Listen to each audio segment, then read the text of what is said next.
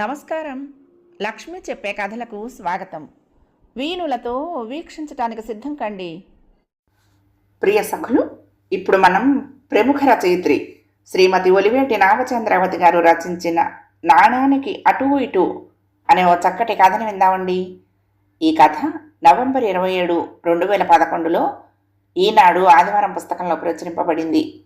ఇక కథ మొదలు పెట్టేస్తున్నానండి.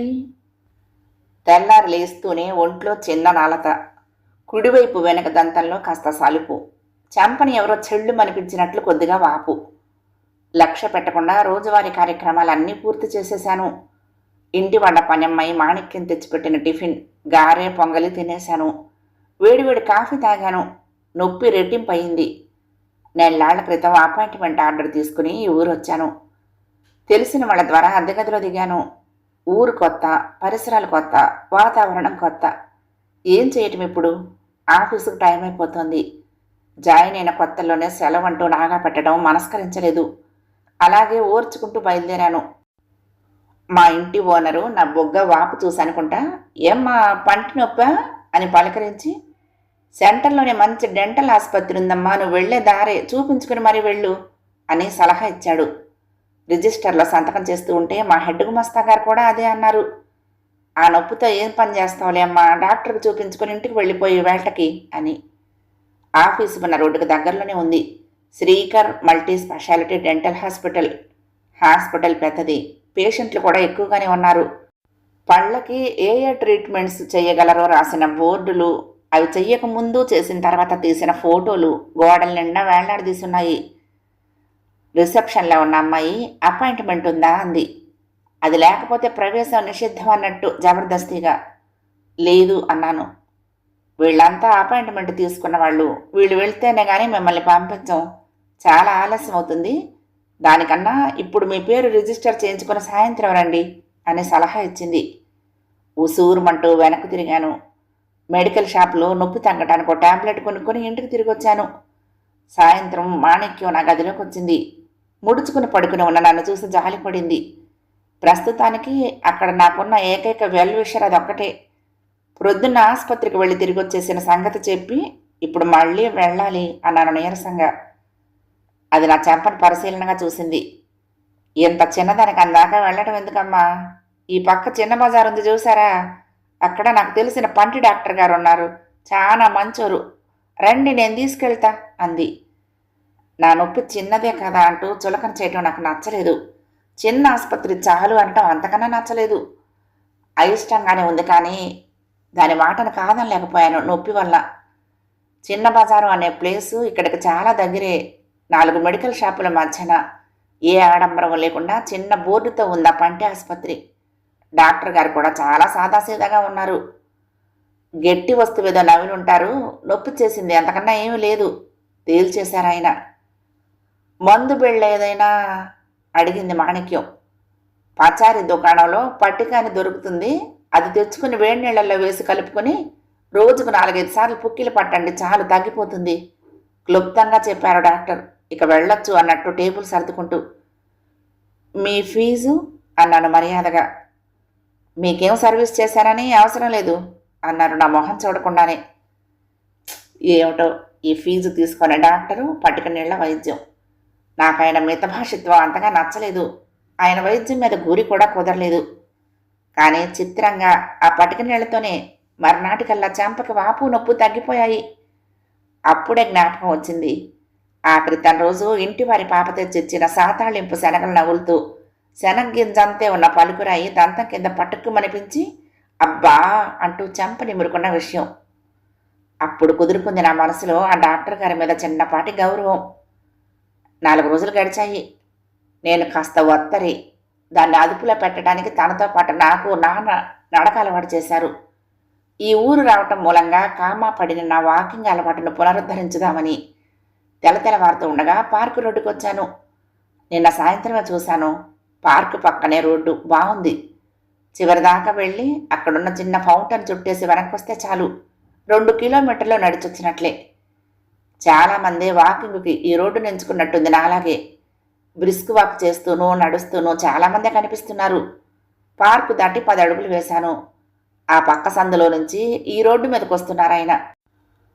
మెడ చుట్టూ మఫ్లరు, చేతిలో హ్యాండ్ స్టిక్కు, చురుగ్గా పడుతున్న అడుగులు. చూడగానే గుర్తుపట్టాను. డాక్టర్ గారాయన. అప్రయత్నంగా గబగబా నడిచి ఆయన్ని చేరుకున్నాను. నమస్కారం డాక్టర్ గారు అన్నాను. ఆయన మొహంలో ప్రశ్నార్థకం. ఆయనతో నా పరిచయాన్ని చెప్పుకున్నాను. గుర్తించినట్లు మందహాసం చేశారు. నేను ఆయనతో పాటు అడుగులు వేయటం మొదలుపెట్టాను. పెద్దవారు, గౌరవనీయుడు పక్కనుండటం నాకు సేఫ్టీ కదా. నా అభిమతం గ్రహించినట్లున్నారు. నడక వేగం తగ్గించి నాకు సహకరించారు. ఆయన అడక్కపోయినా నా వివరాలు పొడిపొడిగా చెప్పాను మర్యాదకి. అవి ఇవి మాట్లాడుకుంటూ వాకింగ్ పూర్తి చేశాము. వాళ్ల సందు దగ్గర విడిపోయాము. నాకు ఈ రోజు అనిపించింది ఆయన మితభాషికారని, చాలా బాగా మాట్లాడగలరని. మర్నాడు అదే టైము, అదే ప్లేసు. ఆయన చిరునవ్వు నన్ను పలకరించింది. తనతో నడవటానికి ఆహ్వానించింది. వారం గడిచేటప్పటికి ఎవరి రాక ఆలస్యమైనా వారి కోసం రెండో వాళ్ళం పార్కు బెంచి మీద కూర్చొని నిరీక్షించటం అలవాటైంది. ప్రభాత వేళ చల్లచల్లగా మొహాన్ని తడిమే పిల్లవాయువుల్ని ఆస్వాదిస్తూ మెత్తని స్వరంతో ఆయన చెప్పే మాటలు వింటూ నడక సాగించటం ఎవరో చెప్పినట్లు మంచి కాఫీ తాగిన అనుభూతి. డాక్టర్ గారు చదివింది బీడీఎస్ఏ కానీ వ్యక్తిగతమైన అభిరుచితో ఆర్జించుకున్న విషయ పరిజ్ఞానం అపారం. పరిచయం పెరిగే కొద్దీ అది నాకు అర్థమైంది. కరెంట్ అఫైర్సే కాక ఎన్నో విశేషాలు చెప్పేవారాయన. భుక్తి కోసం ఈ ఊరొచ్చేదాకా నేను అమ్మ కొంగు చాటు పెరిగిన ఆడపిల్లని. వారపత్రికల్లో సీరియల్స్ చదువుకోవటం తప్ప ఏ బరువైన సాహిత్యాల జోలికి వెళ్ళి ఎరగని సగటు అమ్మాయిని. ఆయన వేదవాంగ్మయంలోని గొప్పతనాన్ని, ఉపనిషత్తుల్లోని ఆత్మతత్వాన్ని చెప్తూ ఉంటే ఆకలింపు చేసుకునే ప్రయత్నంలో సతమతమయ్యేదాన్ని. చరిత్ర పరిణామాలు, నాగరికత, శుచిగా ఎంతో ఘనమైన సూత్రాల పునాదులపైన ఆవిర్భవించిన మతాలు, మూఢాచారాల వెర్రితలలో వివరించేవారాయన. ప్రబంధాలలోని భావ సౌందర్యం, పురాణ గాథల వెనక దాగిన వేదాంత రహస్యాలు విప్పి చెప్పేవారు. అన్నింటికీ అతీతంగా హృదయాన్ని పులకరింపచేసే లలిత కళల గురించి అరవిందుడు, కృష్ణమూర్తి వంటి వారి తత్వాలు, ఉపదేశాలు ఆయన ద్వారానే తెలుసుకున్నాను నేను. ఏది చెప్పినా సంగ్రహంలోనే సమగ్రంగా అర్థమయ్యేలా, హత్తుకునేలా చెప్పగలిగే నేర్పు ఆయనది. రాజకీయాల పొలకవిలకు మాత్రం వెళ్లేవారు కాదు. అవి నాకు నచ్చవు అనేవారు. ఏది ఏమైనా నేను ఆయనకు అభిమానినైపోయాను. ఆయన గురించి అంత మంచిగా చెప్పుకోరమ్మా. నన్ను చూసి చదువుతున్న పేపర్ మాడుస్తూ అంటున్నారు మా ఇంటి ఓనర్. ఎవరి గురించి అంకుల్ మీరు అనేది? ఆశ్చర్యంతో అడిగాను. వాకింగ్ పూర్తి చేసుకుని వస్తూ వస్తూ పాల ప్యాకెట్ తెచ్చుకుని అప్పుడే గదికొచ్చి తాళం తీయబోతున్నాను. ఆయనేనమ్మా ఆ డాక్టరు. ఈ చుట్టుపక్కల వాళ్ళందరూ ఆయనకు దూరంగా ఉంటారు. అదో రకం మనిషి అంటారు అందరూ. నువ్వు ఆయన వెంబడి నడుస్తూ ఉండటం 2-3 సార్లు చూశాను. చెప్పాలా వద్దా అని సందేహించాను, కానీ ఊరుకోలేకపోయాను. ఏమీ అనుకోకమ్మా అన్నారాయన మొహమాట పడుతూ. మంచి మాట చెప్పేటందుకు ఎందుకురా అబ్బాయి వెనక ముందు ఆటం? ఆ పక్కనే కూర్చుని ఆకుకూర బాగు చేసుకుంటున్న వాళ్ళ అమ్మగారు అందుకున్నారు. అది కాదమ్మాయి, ఒకరు పుట్టినా వదంతి రేగినా నష్టపోయేది దెబ్బతినేది ఆడజాతే.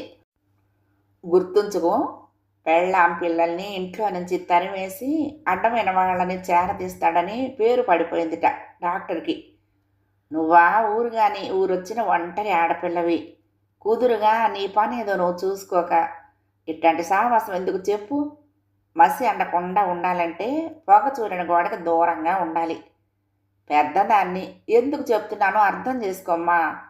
రేపు ఎటుపోయి ఎటొచ్చినా ఫలానా వారింట్లో ఉండే అమ్మాయి అని మా పేరు బయటకు వస్తుందని నా బాధ అందావిడ హితవు చెప్పిన అసలు కారణం వివరిస్తూ. మతిపోతుంది నాకు. సారీ అండి, నాకు ఇవేమీ తెలీదు గొణిగాను. పెద్దవిడ ఇంకా చెప్తూనే ఉంది. డాక్టర్ గారి భార్య భర్త పెట్టే టార్చర్ భరించలేక దేవుడా రావుడా అంటూ కొంప విడిచి వెళ్ళిపోయిందిట. విదేశాలకు వెళ్ళి చదవాలని అభిలషించిన చెట్టంత కొడుకుని నీ పూచి నాకు లేదని చెప్పేసి వెళ్ళగొట్టేశాడుట. నలుగురు ఏమనుకుంటే నాకేమిటి అన్నట్టు ఇప్పుడు ఇష్టారాజ్యంగా గడిపిస్తున్నట్ట. నాకు వినే ఓపిక నశించిపోయింది. గదిలోకి వచ్చి పడ్డాను ఎలాగో. అప్పటి నా మనస్థితి ఇదమిద్దమని ప్రత్యేకించి చెప్పలేను. అమాయకంగా ఉన్నదనుకున్న రూపం గాడ్సేదని తెలిసినప్పటి షాక్ లాంటిదది. ఎంత గొప్పవాడని భ్రమపడ్డాను. మనసులో ఎంత ఉన్నత పీఠం వేశానో. ఆయన చెప్పే మాటల్లో ఎన్ని ఆదర్శాలు కురిసేవని, ఎంత సంస్కారం దొరలేదని. అన్ని గ్రంథాలు తిరగేయటం, అన్ని న్యాయాలు ధర్మాలు తెలుసుకోవటం ఇతరుల దగ్గర వల్లించటం కోసమేనా? చేదు తిన్నట్టుగా ఉంది నాకు. మర్నాటి నుండి వాకింగ్ మానేశాను. నేను లోపల గది మార్చేశాను. అంతేగాని ఏమయ్యా నీకు ఇదేం బుద్ధి అని ఆయన నిలదీయాలని మాత్రం నేను అనుకోలేదు. చెప్పానుగా నేను అతి సామాన్యురాలైన ఆడపిల్లనని. ఈరోజు నా బర్త్డే అంటూ చేతిలో ఓ 5 స్టార్ పెడుతూ అంది కిరణ్మయి. ఆఫీసులో పనిచేసే ఆడవాళ్లలో మేమిద్దరమే దగ్గర వేసేవాళ్ళం. నేను చాలా మెత్తక, తను మహా చాలాకి. వ్యతిరేక దిశలు అవ్వటం వల్ల అనుకుంటా మా ఇద్దరి మధ్యన టచ్ ఎక్కువ. Many happy returns of the day చిరునవ్వుతో గ్రీటింగ్స్ చెప్తూ ఉంటే, సాయంత్రం ఓ చోటుకి తీసుకువెళ్తా, వస్తావా అంది కిరణ్మయి. తాలూపాను. 5 అయిన తర్వాత ఆటోలో బయలుదేరాము. తోవలో చెప్పింది వృద్ధాశ్రమానికి వెళ్తున్నామని. మధ్యలో ఆగి స్వీట్స్ ఫ్రూట్స్ తీసుకుంది. పండుగలప్పుడు ఇలా ఏదైనా విశేషం ఉన్నప్పుడు హోటల్స్కో పిక్నిక్ స్పాట్లకో వెళ్ళటం కంటే ఇలా ఆ వృద్ధుల మధ్యలో అనాథ పిల్లల దగ్గర గడిపి రావటం తనకు చాలా తృప్తినిస్తుందిట. ఎంత మంచి అలవాటు! ఆశ్రమం అంటే నింగిని తాకే వృక్షాల మధ్య పర్ణశాలల లాంటి ఇళ్లుంటాయనుకుంటే పొరపాటే. పెద్ద బిల్డింగ్ అది, చుట్టూ బోలెడు ఖాళీ స్థలం, పద్ధతిగా పెంచుతున్న మొక్కలు. రామలక్ష్మి గారు తన సొంత ఆస్తి అమ్మేసి అన్ని వసతులతో కట్టించారు ఆశ్రమం కోసం, చెప్పింది కిరణ్మయి. రామలక్ష్మి గారంటే ఈ ఆశ్రమాన్ని స్థాపించటమే కాక దీని నిర్వహణ కూడా తలకెత్తుకున్న వ్యక్తి అట. ఇంకోటి చెప్పనా, రామలక్ష్మి గారు మా అమ్మకి చిన్ననాటి స్నేహితురాలు. నేను ఆవిడ్ని పిన్ని అని పిలుస్తాను తెలుసా? ఏదో గొప్ప విశేషం చెప్తున్నాను అనుకున్నప్పుడు కిరణ్ కళ్ళు మెరుస్తాయి. నవ్వుకున్నాను. లోపలికి వెళ్ళాము. నేనేమనుకున్నానంటే, జవసత్వాలు సన్నగిల్లి మరణం కోసం ఎదురు చూస్తూ ముడుచుకు కూర్చున్న ముసలివారిని చూస్తాననుకున్నాను. కానీ లోపల దృశ్యం వేరేగా ఉంది.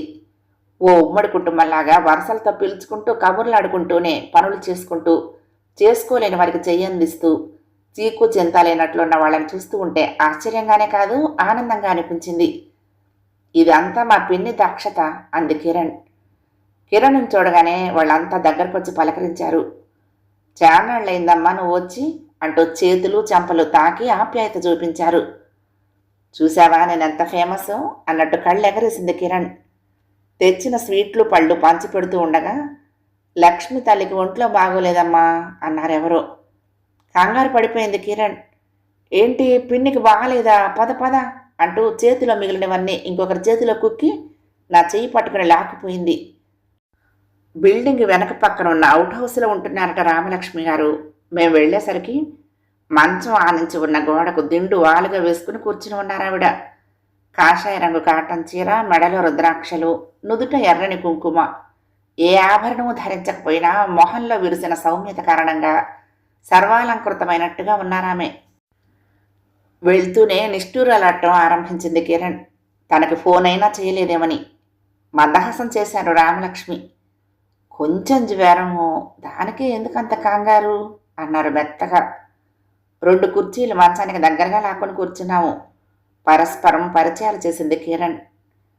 తను నా ఫ్రెండ్ ఉషా, ఈమె మా పిన్ని రామలక్ష్మి గారు. ఈవిడ గురించి మా అమ్మ ఏమంటుందంటే, కళ్ళల్లో పెట్టుకుని చూసుకునే భర్త, బంగారం లాంటి కొడుకు, ఏ లోటు లేని చక్కటి సంసారంలో హాయిగా సుఖపడలేక పనిమాల ఆశ్రమం వృద్ధులు అంటూ ఇంత పెద్ద కుటుంబాన్ని సేకరించుకుని మరీ నెత్తికెత్తుకు మోస్తోంది ఈవిడ అని ఆగి, ఏం పిన్ని నేను సరిగ్గానే చెప్పానా అంది ఆవిడకేసి తిరిగి.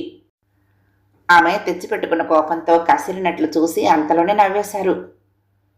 నేను వాళ్ళని బరువు అనుకోవటం లేదమ్మా. చిన్నప్పుడు అమ్మమ్మన్న, బామ్మ, తాతయ్యలన్నా చాలా ఇష్టంగా ఉండేది. ఎప్పుడు వాళ్లతోనే ఉండిపోవాలని ఎంతో ఆశపడేదాన్ని. అప్పుడు అలా కుదిరింది కాదు. ఇప్పుడు ఈ వృద్ధుల్లో వాళ్ళని చూసుకుంటూ నా కోరికను తీర్చుకుంటున్నాను అంతే, తేలిగ్గా అన్నారు ఆవిడ నాతో. కాస్త నీరసంగా ఉన్న ఆవిడ మొహంలో ఎంతో ప్రశాంతత. గడుపుతున్న జీవితం పట్ల గొప్ప సంతృప్తి పొందుతున్న వారి మొహంలో కనపడే ప్రశాంతత అది.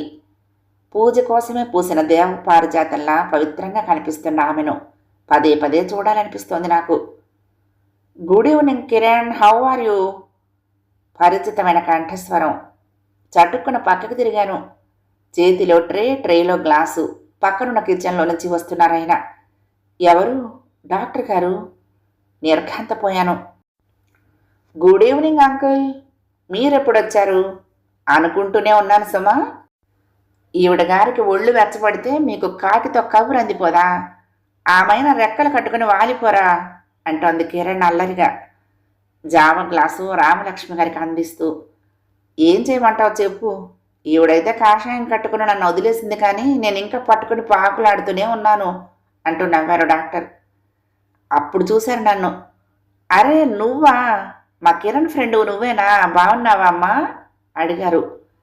ప్రయత్నం మీద తలాడిస్తూ నవ్వగలిగాను. పిల్లల దగ్గర ఏమిటా మాటలు? కోప్పడుతున్నారు అప్పటికే రామలక్ష్మి గారు. అవునా ఆంటీ, మీరు అంకుల్ దగ్గరే ఉండొచ్చు కదా, ఒంటరిగా ఎందుకు ఇలా? సందేహిస్తూనే అడిగాను, చనువు తీసుకున్నట్టుగా. సాలోచనగా చూశారామె. కొన్నాళ్ళు అది చూశానమ్మా. 2 పడవల మీద 2 కాళ్ళుంచి ప్రయాణం. నాకది తృప్తినివ్వలేదు. ఇరువైపుల వారికి న్యాయం చేయలేకపోతున్నానే అని బాధ. ఓ నిర్ణయానికి వచ్చాను. ఈయన అనుమతి ఇచ్చారు. ఇక్కడికి వచ్చేశాను. మనసు చంచలం కాకుండా ఉండాలని ఈ కాషాయం కట్టుకున్నాను చెప్పారమ్మ మెల్లగా. ఆ తర్వాత అదండి సంగతి. కిరణ్కి సీరియస్గా ఉండటం అసలు చేత కాదు. మీకు కొంచెం టీ కలుపుకొస్తాను. డాక్టర్ గారు తిరిగి కిచెన్లోకి వెళ్ళిపోయారు. సాయానికి కిరణ్ కూడా వెంట వెళ్ళింది. రామలక్ష్మి గారు ఆశ్రమం విశేషాలు చెప్తున్నారు. వింటూ వింటూ యథాలాపంగా అడిగినట్లు అడిగాను. మీకు అబ్బాయి ఉన్నాడు కదా ఆంటీ అని. అవునమ్మా, చైతన్య హైదరాబాద్లో జాబ్ చేస్తున్నాడు. కాస్త జంకుగానే ఉన్నా చొరవ చేసి అడిగాను. మీ అబ్బాయి మీ కాంటాక్ట్లోనే ఉంటాడా ఆంటీ అని. నుదురు చిట్లించారావిడ. ఏమిటి అలా అడిగావు అన్నారు. నేను తడబడ్డాను. అదృష్టం బాగుంది. అప్పుడే కిరణ్ ట్రేతో టీ కప్పులు పట్టుకొస్తోంది. నా ప్రశ్న విందిగావును. టచ్లో ఉండటమా? భలేదానివే. నెలకొకసారి వచ్చేసి వాళ్ళ అమ్మ చేతి ముద్దలు తినిపోతాడా అమ్మ కూచి. నీకు తెలియదు ఉషా. అమ్మని నాన్నని విడిచిపెట్టి ఉండలేక హయ్యర్ స్టడీస్కు స్టేట్స్లో సీట్ వస్తే వెళ్ళటం మానేశాడు చైతన్య. చెప్పు, అంత అమాయకులు ఉంటారా ఎక్కడైనా అంటూ సమాధానం తను చెప్పి నా ఇబ్బందిని తప్పించేసింది. నా అనుమానము తీర్చేసింది. అది మీకు చెప్పే కారణం కిరణ్. నిజం అది కాదు. సరిగ్గా కూర్చుంటూ అన్నారు రామలక్ష్మి గారు. ఆశ్రమం కన్స్ట్రక్షన్లో ఉన్నప్పుడు తన ఫీజుకి పై ఖర్చుకి లక్షల్లో డబ్బు అవసరం. ఆశ్రమం కట్టుబడి ఆపటమా, చైతన్యను నిరాశపరచటమా అని చాలా నలిగిపోయాం ఆయన నేను. చైతన్య మాత్రం క్షణాల్లో నిర్ణయానికి వచ్చేశాడు. నా లక్ష్యం కన్నా నీ లక్ష్యం గొప్పదమ్మా అని తేల్చేశాడు. ఇక్కడే చదువు పూర్తి చేసి జాబులో జాయిన్ అయిపోయాడు. తను మిగిల్చింది కూడా ఈ ఆశ్రమానికే ఇచ్చేస్తూ ఉంటాడు నా బిడ్డ. రాగబంధాలకు అతీతంగా ఉండాలని ఎంత సాధన చేస్తున్నా కొడుకు త్యాగగుణం తలుచుకోగానే తెలియకుండానే మమకారం పొంగి వెలుగులా మారి ఆమె మొహమంతా పరుచుకుంది. డాక్టర్ గారి వదనం మీద కూడా పుత్రోత్సాహం, పిసరంత గర్వరేఖ. ఉషా, అసలు ఈ అమ్మ కొడుకుల పైత్యాలకు మూల కారణం ఎవరో తెలిసినా ఇరుగో ఈ మహానుభావుడు. మనకు భగవంతుడు ఇచ్చిన శక్తి మేరకు ఇతరుల బాధ నివారణ చేయటంతోనే ఈ జన్మకు సార్థకత. మానవ సేవ అంటే మాధవ సేవే. ఆపదలో ఉన్నవారిని ఆదుకుంటే దేవుడికి నైవేద్యం పెట్టినట్లే. ఇలాంటి పనికి మాలిన శుద్ధులన్నీ వీళ్ళ బుర్రల్లోకి కూరి కూరి పాడు చేసి పారేశారు. డాక్టర్ గారికి వేలు చూపిస్తూ కినుకుగా అంది కిరణ్. మందహాసం చేశారు వాళ్ళిద్దరూ. టీ పూర్తయింది. కబుర్లతో కొంత సమయం గడిచింది. వెళ్ళటానికి లేచాము. సాగనంపేందుకు మా వెంటే వచ్చారు దంపతులిద్దరూ. ముందు కిరణ్, రామలక్ష్మి గారు, వెనుక నేను, డాక్టర్ గారు. డాక్టర్ గారు, మీ మీద ఎన్నో నిందారోపణలున్నాయి. ఆ చుట్టుపక్కల మీకు తెలుసా? హఠాత్తుగా అడిగాను స్వరం తగ్గించి. తెలుసు అన్నారు డాక్టర్ తాపీగా. ఆ ఆరోపణలు నిజమే కూడా అన్నారు. నిజమా? తెల్లబోయాను. అవును ఉషా, అడిగేదేదో సరైన చోటే అడిగావు. అదిగో ఆ ఆఫీసు గది కిటికీలో నుంచి చూడు. ఆ లెడ్జర్ తిరగేస్తున్న అమ్మాయి సుచరిత. ప్రహరీ పక్కన క్రోటన్స్ కత్తిరిస్తున్న పాప వల్లి. వంటగదిలో ఉండుంటుంది నవనీతమ్మ. ఇంకా ఒకరిద్దరున్నారు వేరే పనుల్లో. వీళ్ళు ఆంటీ అకౌంట్ల వాళ్ళు కాదు, నా పద్దులోని వాళ్ళు అంటున్నారు ఆయన కులాసాగా. డాక్టర్ గారు ఏమంటున్నారు నేను చెప్పేది నిజమే ఉషా. ఈ వల్లికి సవత తల్లి వాతలు పెడుతుంది. ఆ సుచరిత గౌరవంగా బతకాలనుకుంటున్న ఓ అనాథ వితంతువు. ఇక నవనీతమ్మ భర్త పచ్చి తాగుబోతూ భార్యను చిత్రహింస పెడతాడు. పిల్లల నోటి దగ్గర ముద్ద కూడా లాక్కుపోతాడు. ఈ శాపగ్రస్తుల్ని నేను చేరదీసింది. వాళ్ల బాధలకి ఉపశమనం వెతకాలన్నదే నా తాపత్రయం. నా సందేహానికి సమాధానం ఇంకా సస్యశంగానే ఉంది. ఇక నువ్వు విన్న పుకార్లంటావా? నిజాల్ని కప్పుంచాల్సిన అవసరం కొందరిది. వాళ్ళు సృష్టించిన కథలకు చిలబలు పలవలతో ప్రచారం చేసే నైజం ఇంకొందరిది. చేయితూ చదువు ఆపేయటం, ఆంటీ ఇక్కడికి వచ్చేయటం వారి వక్ర భాష్యానికి ఇంకాస్త బలం అని ఆగి తిరిగి మెత్తగా అన్నారు. ఒకరిని గాయపరచడం కంటే ఆ నొప్పికి మందు రాయటంలోనే అపరిమితమైన మానసిక ఆనందం దొరుకుతుందని తెలియని అమాయకులమ్మా వాళ్ళు. వాళ్ళని చూసి జాలిపట్టం తప్ప మరేం చేయగలని చెప్పు? ఆగ్రహం, అసహనం కనపరచాల్సిన చోట శాంతం, ప్రేమ. ఆయన చూస్తూ ఉంటే అపురూపం అనిపించింది. ఏది ఏమైనా డాక్టర్ గారు నిష్కళంకులు. నా హృదయం ఎందుకో చాలా తేలిగ్గా ఉంది. పున్నాగ పూల చెట్ల కింద నుంచి మా నడక. ఆ చెట్టును ఉత్సాహంగా ఊపాను. జలజల రాలాయి పూలు. రారా, ఆటో వస్తుంది ఇటు. గేటు దగ్గర నుంచి పిలుస్తోంది కిరణ్. నేను వంగి డాక్టర్ గారి కాళ్లకు నమస్కరించి ముందుకు నడిచాను. కథ సమాప్తం. ప్రియ సఖులు, ఈ కథ మీకు నచ్చితే తప్పకుండా లైక్ చేయండి, షేర్ చేయండి, కామెంట్ చేయండి, సబ్స్క్రైబ్ చేసుకుని నన్ను ఎంకరేజ్ చేయండి. ఉంటానండి. ప్రేమతో లక్ష్మి. కృష్ణా తీరం దుర్గమ్మ సన్నిధానం. నమస్తే.